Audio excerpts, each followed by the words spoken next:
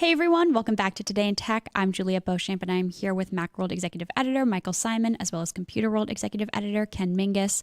We are live on Computer World's LinkedIn as well as on YouTube on the IDG Tech Talk channel. So if you have any questions or comments while we're discussing the topic of the day, which is the Pixel 5a's release and sort of how it compares to the iPhone SE, please do let us know in the comments or the live chat, depending on where you're watching, and we'll do our best to get back to you during the live broadcast. So like I said, topic of the day, the Pixel 5a ships out starting today, right? And Maybe. I'm pretty sure. I'm pretty sure. Oh, yes. Today's the day. So it ships out starting today, and this is the next, iteration in Google's, let's say, like A line of Pixel phones that is lower cost, certainly not low cost, because $400 is still a lot of money for a phone, but it's not the only flagship. It's not the only brand to have, a flagship lower cost phone, the iPhone SE, and as well as a bunch of other Android carriers. But today, let's focus on the SE versus the Pixel 5. So I guess my first question is probably going to be, let's go over just some of the features of the 5A.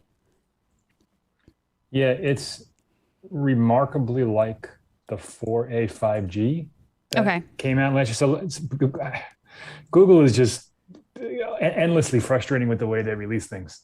So last year we got the Pixel 4a, which was a successor to the 3a, and it was a good update. It was a nicer screen. It brought a Snapdragon 765 processor, which was faster than the one that the 4a had. And it wasn't the 735. I forget, or the 400 something, whatever it was. It was a better processor than the Pixel 3a. And it was a $400 phone, great camera because it's a Pixel, Android, the newest Android with 3 years of updates and all that stuff. And it was a good. I'm going to call it a budget phone because when you're comparing it to an $800 phone, it's a budget. It's mid range, but lower mid range. I guess I feel like if you're looking at a Pixel or an iPhone, that's the budget option. Those are the budget options. But yeah, I mean, compared to the rest of the industry, it's more mid-range. But mid-range has now like $600 is kind of mid-range at this point. So whatever. It's the lower cost Pixel. Mm-hmm. And the 4A it's a good phone. Then they came out with the 4A 5G, which was $150 more. I'm sorry, the 4A was $350. The 4A 5G was $500.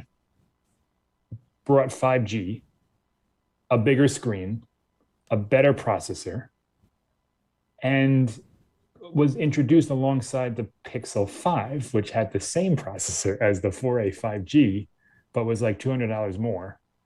Brought wireless charging and a couple of water resistance, a couple other things.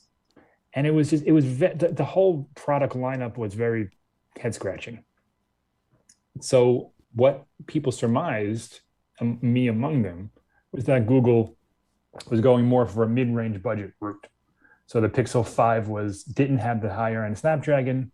It was more of a mid-range phone, and then the Pixel 4a 5G, and then the Pixel 4a they filled all these price points. Now we have the Pixel 5a, which is basically a Pixel 4a 5G for $50 less and a slightly bigger screen. And now it's like, well, now what do we do? Because where do we go from here? I don't understand. But let's work with that. The Pixel 5a, technically called the Pixel 5a with 5G, which is just terrible. It's the Pixel 5a. 5G. They could have done something fun there. One of the issues with the 5a with 5G, the fact that the 5G is kind of limited and not very future-proof. You don't get millimeter wave. Right. And listen, 5G it's no longer a thing that needs to be attached to phone names anymore. Like, we just expect newer phones to have it, like the iPhone SE 2, which is supposedly coming out next year, middle of next year. That's going to also have 5G. Like, 5G is not a thing that needs to be touted anymore. It's here. It's like LTE. We didn't hear it wasn't the Pixel 3a with LTE. It was just the Pixel 3a, and you assumed it had LTE. So yeah, the Pixel 5a has 5G. It has the same processor as the 4a 5G, which was the 765, which is fine. It's a good processor. It's not the 800, but it's good. It has a 6.4-inch screen-ish, 6.45. I forget. It's a little, it's not quite. Slightly under 6.4, which I Yeah, think is yeah. a very large screen for a It's budget good. phone. Yeah, it's a good size for sure. I mean, bigger than the iPhone 12. It's a full HD, not a quad HD, but that's, who cares? It's OLED though, fine. isn't it? It's OLED. Yep. You get 120 gigs of storage. You get, I think, 6 gigs of RAM. Sounds about right. IP67 water resistance, dual cameras. It's a really nice phone. Really nice.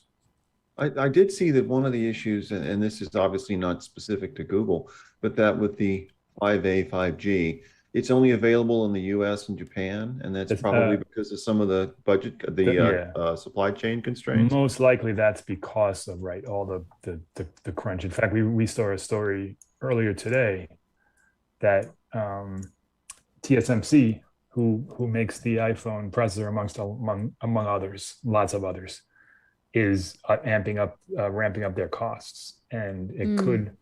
So, first of all, it's a DigiTime story. Not to disparage them too much, but their track record isn't the greatest.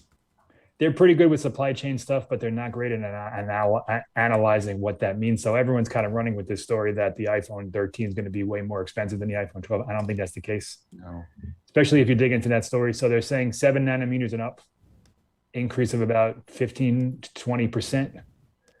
7 below 7, which is the iPhone, the A15 is probably 3 nanometer, 5 or 3. 5. Yeah, right. 5 and then 3 for the next year. They're saying like maybe less than 10%. So now we're talking about, much less than like a normal component increase. Like, Apple has to deal with this stuff all the time. Plus, this has been baked in already. Like, Apple knew this was coming. It's not like this is going to be a surprise today, and Apple's going to say, "Oh my God, now we have to charge $800 for the iPhone 12 mini." That's not happening. Like, they negotiated their rates. They said we need, I don't know, 150 million processors over the next X number of months, whatever it is. And this is all worked out already. If the iPhone 13 is any more expensive than the iPhone 12, I'd be surprised, and I wouldn't be surprised to see it go back down.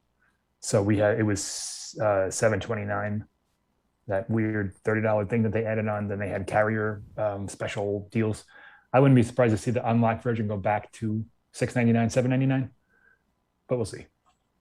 But I think all those stories are wildly overblown that say that, oh my God, the iPhone 12 is going to be so much more money. That's not happening. But we digress. I was just going to say, just to bring this back to the iPhone SE Pixel 5a, 5G discussion, I have to admit, I had not focused a lot on the iPhone SE until we were talking about, this would be a good conversation topic today. And I'm still trying to figure out, where the iPhone SE fits into the iPhone ecosystem. I mean, it is the budget phone for Apple, right? It's almost the old form factor with Touch ID. It's exactly what it is. It's basically an iPhone 6. Okay. With an A12, A13. A13. Yeah. A13 Bionic processor. Yeah. It has a single camera, so you're losing a lot there. You don't get night mode. The Pixel 5a does have night mode. That, I think, is the biggest distinction. It sounds silly, but that night mode is a big deal. Yeah. I believe that was probably the biggest game-changing camera feature over the last, 2 or 3 years. More, because none of them really have great telephoto like the Samsung phones do, or neither of these phones. You get smart HDR, you get video stabilization, optical image stabilization, things like that. But night mode is the thing, and the Pixel 5a has it, and it has it based on the 4a that I used. It's great.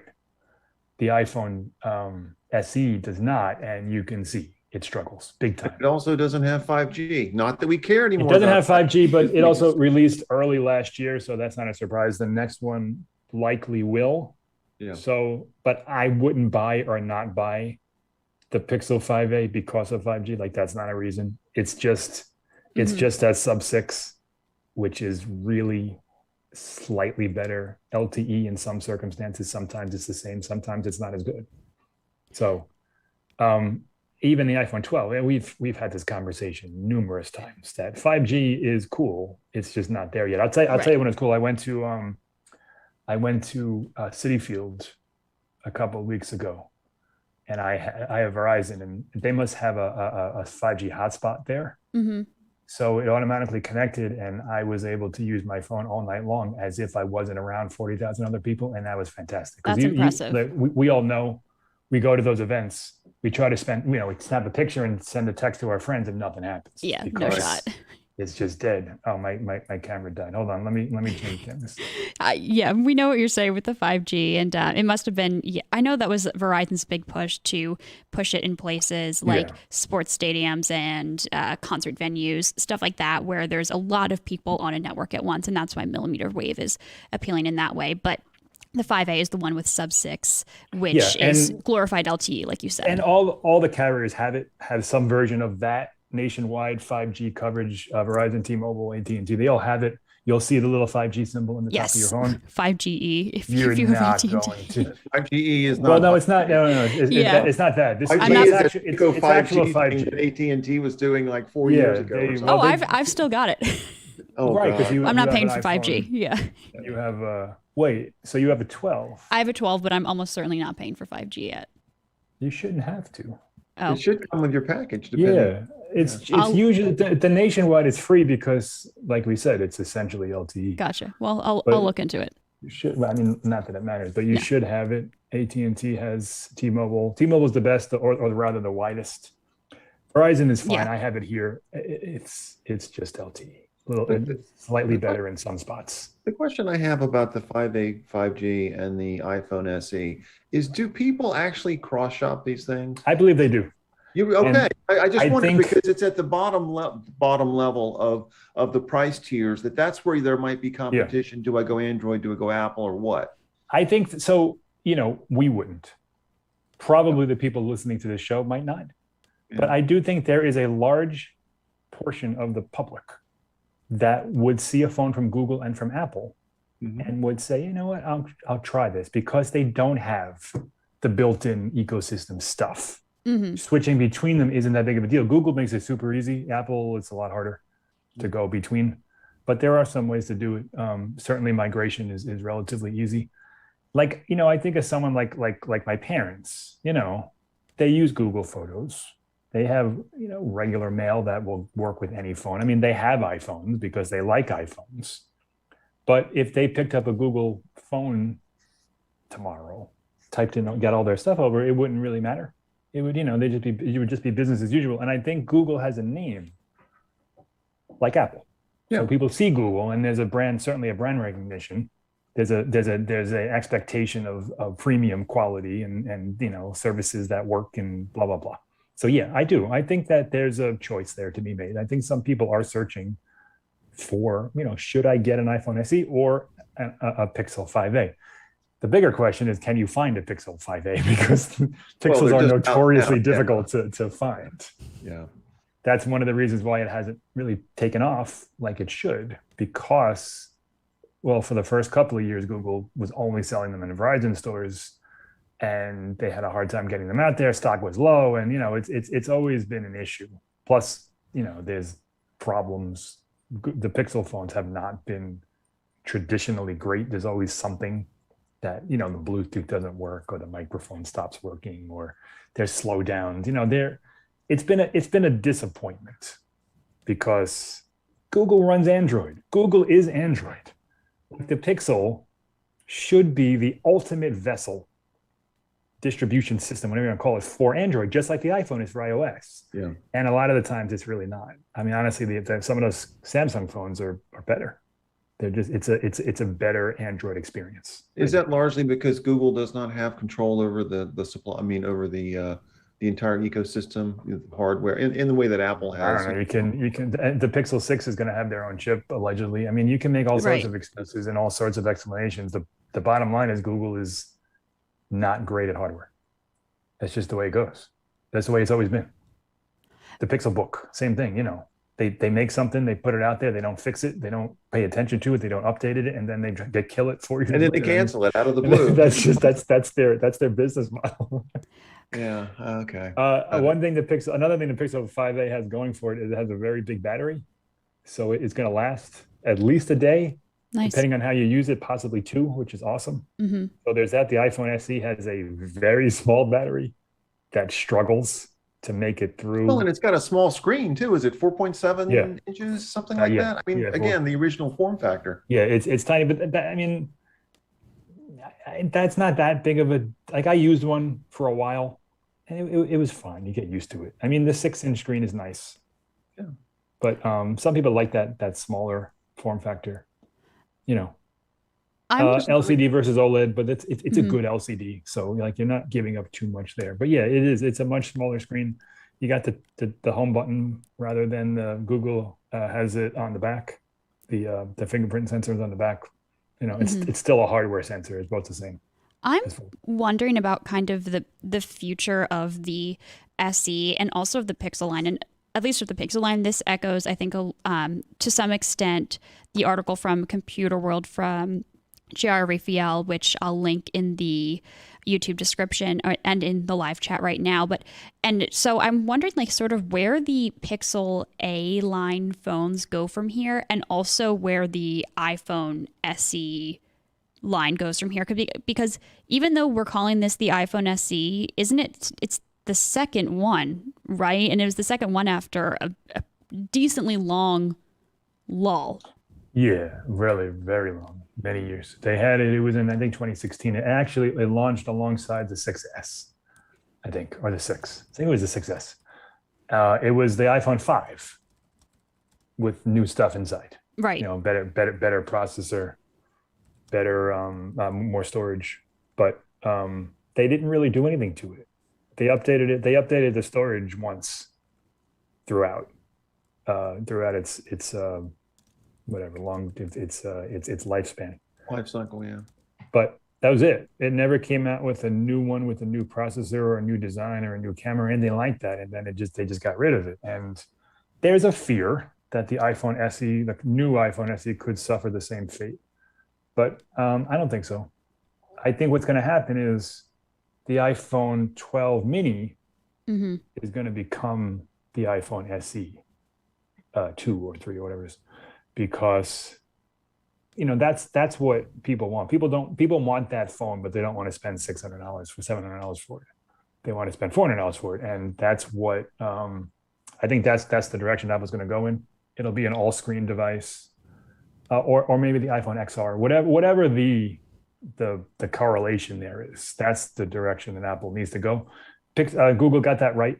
You know, people people want a modern looking phone. I mean, there's a contingent of people who like the home button and like that classic iPhone design, but there's also a bunch more that I got to look at it and say, well, I don't want that. I think it's like 5 years vanishingly old. small. Yeah. The number of people who like the old form factor. I mean, I was just going to say before you started was, if you were to set the Pixel 5a 5G next to the iPhone SE and look at them side by side, one of them looks like a modern phone and one of them does not. And I think, and that's advantage Google, you know. Now, you know, to your earlier question, Juliet, about where these go. I mean, I think both companies want to have a good enough, sort of, not entry level, but good enough, nice phone that doesn't break the bank. And Yeah. you know, and Mike makes the point, there are a lot of people who, even in this day and age, are agnostic when it comes to whether they're in the Apple ecosystem or the Android ecosystem. Sure. You know, I think Apple did have an advantage for a while there, but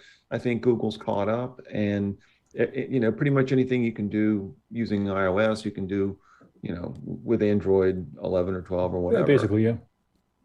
So unless you're invested like I am, or you know, other people are in one particular ecosystem, they may be cross-shopping this thing. It's sort of surprising to think of it that way, but at this price point, they would. So I don't think the cheap phones are going away. I do think Michael's right that Apple would be smart to make the iPhone SE 2 or whatever it's called when it comes out, presumably next year, look like a modern phone. Yeah, I think they have to do that. And I mean, the biggest selling point of the iPhone SE over the Pixel 5a over anything in that price range is the processor.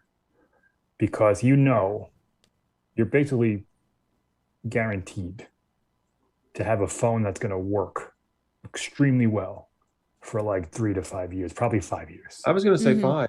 Yeah. 5 years. The Pixel using that Snapdragon 765, not so much. It's kind of pokey out of the box. Yeah. And some of that's out of Google's hands. Some of that is because of Android and the way it gets bogged down in resources and stuff. And some of it is just, the way Android moves. It's a different, Apple focuses on older stuff and newer stuff because it's all it's all their stuff. It's all their products. They control the chip. They can optimize it, all that stuff. It's a little different in Android and, the Snapdragon 800 series. Like, I understand why Google's not using it. It's super expensive. Like, if they put an 800, even if it was like an older 865, you can't do that for $450. You can't. Qualcomm charges too much for licensing and all that stuff. Apple is in a unique position where it's able to say, well, here's an A13 or an A14 this year. Let's say it came out this year. They put an A14 in there because they control all those costs and all that distribution. And it's a tremendously good chip. I wonder, I was just going to say, I wonder how the Google coming out with the Tensor chip changes that for the Pixel. Yeah, I don't know. And we need to learn more about that Tensor chip. We don't know the CPU, the GPU, like that's the big question. If it's just strictly off the shelf ARM parts, I mean, it's not going to really change the game much. It will in the neural stuff because that's what Google is focusing on. But if it's just, here's a Cortex architecture and we designed around it or whatever, I'm not a chip manufacturer, however that would work, it's going to have the same issues as they do now. And listen, the Qualcomm Snapdragon processors, they're great, but it's you're mixing and matching, and it's hard to optimize that stuff now, let alone 2 years from now. So that Pixel 5a that you buy now that feels kind of fast is gonna feel pokey a lot in like a year, and certainly two, and the iPhone SE won't. So if somebody came up to me and said, "Hey, I have $400 to spend or $450 to spend because the Pixel's a little more. These are the two phones I narrowed it down to."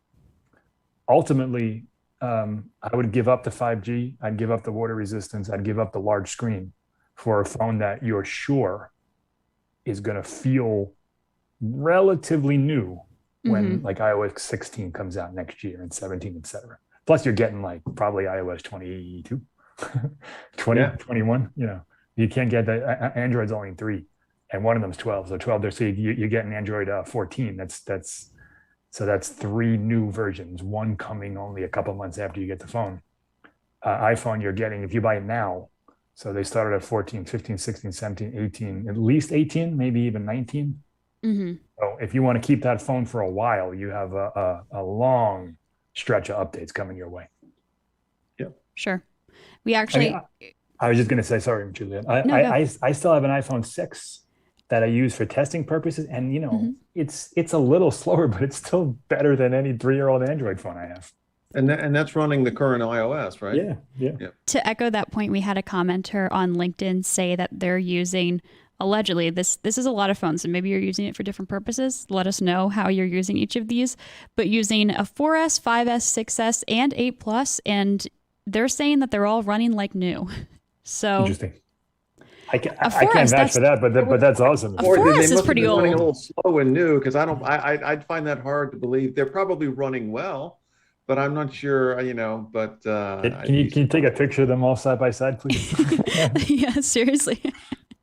But the point is taken that Apple does have longevity on its side. Yeah, for sure. That's the point. And I think that's the most important thing. Over all that other stuff. I think the processor, first of all, it makes everything else run. Processor slows down, the camera slows down, the network slows down, everything slows. So as long as that processor is churning well, and we know that Apple focuses on that stuff, sometimes to the detriment of other parts of the phone, as we saw with that battery gate stuff. But they make sure that your phone's going to run and not crash and not slow down and not just overall suck in a couple of years.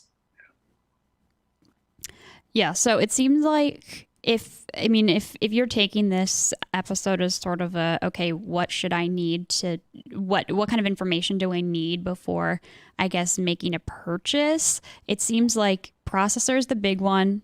Night mode, if you want Pixel. Night mode, if you want night mode, Pixel. And then I guess it comes down to, are you looking for something iOS or are you looking for something Android? And if you don't really care either way, then it seems like the biggie is the processor and the camera.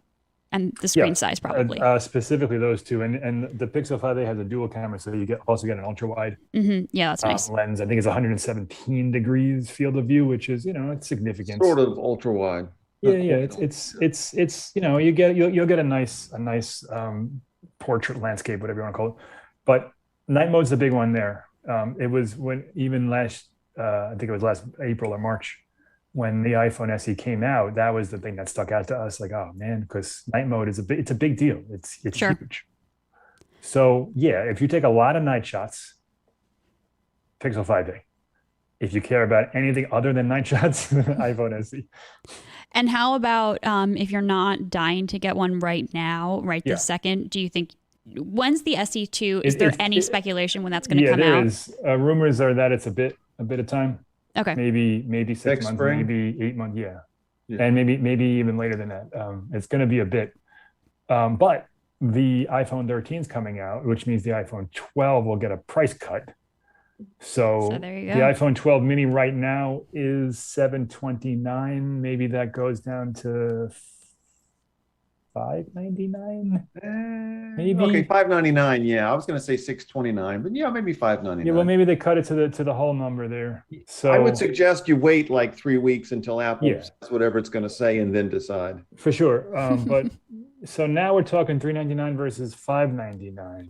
You're getting the A14. You're getting a way better camera, bigger And you're getting screen, 5G. OLED, and 5G. Yeah, so that is a much trickier conversation to have. Fair enough. And as we're wrapping up, my final question is, while we're talking about the 13, when's it coming? What else is coming? September 14th, I'm going to put my flag in the ground. That's a Tuesday, right? Yeah, that's my guess. You're correct. Next I week agree. next week is in September yet. Week after that is Labor Day. I think invitations go out around the 8th or so, 7th or 8th.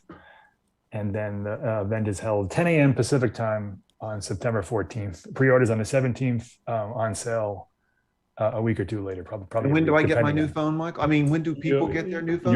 You'll be ordering it on the 17th, getting it on the 24th. I still haven't decided. We'll have to save this for another conversation. That's- before the Apple thing is, but We I really had have this- not we- decided on that. This perfunctory dance needs to stop. You're buying a new iPhone. I think out of the 3-ish years now that I've known you, Ken. Yeah, I think it's the song and dance. It's going on. What are we in 2020? 14 years. Michael's implying that From I've my never experience. not bought a new iPhone. Is it Well, true?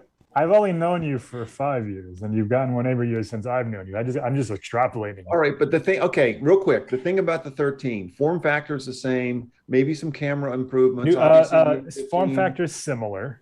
Yeah, The notch, I think, is going to be a big deal. the for a notch lot is of not an issue for me, though. It might not be. It might not be, but I think seeing a thinner and smaller notch is going to make a big difference. In how the I'm phone- waiting to see. I'm holding the decision in abeyance until I see what Tim Cook has in store. All right. I'll let you know in 3 weeks. Sounds good. I'll let you know now, everybody. He's buying one. All right. Well, thank you guys. Thank you so much for calling in and joining. I think it was interesting, and I think we'll certainly find out. I mean, I feel like I always say this, but if you aren't sure right now and you want to wait, especially if you're looking for 5G with Apple, but a lower end, probably better. But hope this was helpful to everyone watching. And thank you all so much for watching this episode of Today in Tech. If you liked this video, please do give it a thumbs up. And if you're watching on LinkedIn, you can head over to our YouTube channel, IDG Tech Talk, and you can like the video over there, as well as subscribe to the channel and hit the bell icon so you're notified every single time we post a new video. If you have any questions or comments that we didn't get to and you want them answered, please do leave them in the comments below, and I'll do my best to get back to you. Thanks again for watching, and we'll see you